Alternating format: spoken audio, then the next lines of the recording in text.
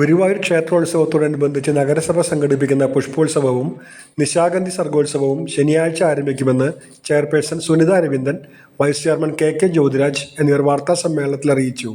നഗരസഭയുടെ പുഷ്പോത്സവം എന്ന പ്രോഗ്രാം നിശാഗന്ധി സർഗോത്സവം കൂടിയിട്ട് നടക്കുകയാണ്. 28-ാം തീയതി മുതൽ 9-ാം തീയതി വരെയാണ് നമ്മൾ പരിപാടി വെച്ചിട്ടുള്ളത്.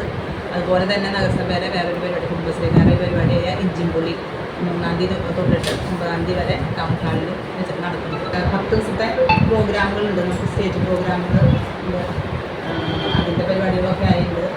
പിന്നെ പുഷ്പോത്സവം തൊട്ട് അത് ഉദ്ഘാടനം ചെയ്യുന്നത് മന്ത്രി ആണ്, രാജൻ മിനിസ്റ്ററാണ്. പിന്നെ നിശാഗന്ധി സർഗോത്സവം ഉദ്ഘാടനം ചെയ്യുന്നത് സിനിമയുടെ TG രവിയാണ്. മാർച്ച് 3 മുതൽ 9 വരെ ടൗൺ ഹാളിൽ കുടുംബശ്രീ ഭക്ഷ്യമേള ഇഞ്ചിയും പുളിയുമുണ്ട്. ശനിയാഴ്ച വൈകിട്ട് 6:30 മന്ത്രി കെ രാജൻ പുഷ്പോത്സവം ഉദ്ഘാടനം ചെയ്യും. നിശാഗന്ധി സർഗോത്സവം നടൻ TG രവി ഉദ്ഘാടനം ചെയ്യും. ചടങ്ങിൽ MLA-മാരായ NK Akbar, Murali Perunnelli, Devaswom chairman doctor VK Vijayan എന്നിവർ മുഖ്യാതിഥികളാവും. നിശാഗന്ധി സർഗോത്സവത്തിലേക്ക് പ്രവേശനം സൗജന്യമാണ്.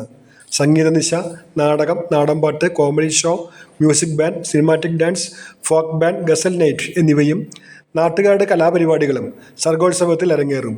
പുഷ്പ ഫലസസ്യ പ്രദർശനം, ലഘുഭക്ഷണശാലകൾ, ഗസൽ നൈറ്റ് എന്നിവയും ഉണ്ടാകും. വിവിധങ്ങളായ സ്റ്റാളുകളും ഒരുക്കിയിട്ടുണ്ട്. Chairperson Sunitha Aravindan, vice chairman K Jyothiraj, standing committee അധ്യക്ഷരായ Shani Reji, V Anoop, Bindu Ajith Kumar, AT Hamsa, Rathi Janardhanan, secretary in charge Nishi P Devadas എന്നിവർ വാർത്താ സമ്മേളനത്തിൽ പങ്കെടുത്തു.